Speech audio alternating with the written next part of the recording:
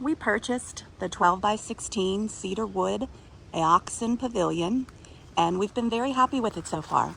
We have it placed at our camp and we're using it as a pavilion, but we also use it to park our golf cart under, which we have a 6-seater, and it fits under there beautifully to keep it protected from the elements.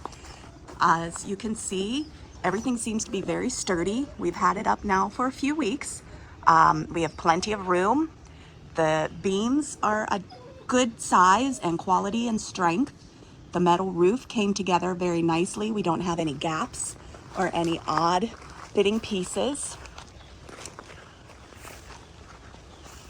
My husband and a buddy put it together, just the two of them. It took about the whole weekend, but they got it done with little trouble.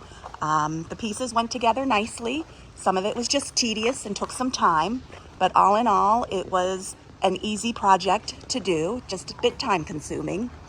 It's beautiful.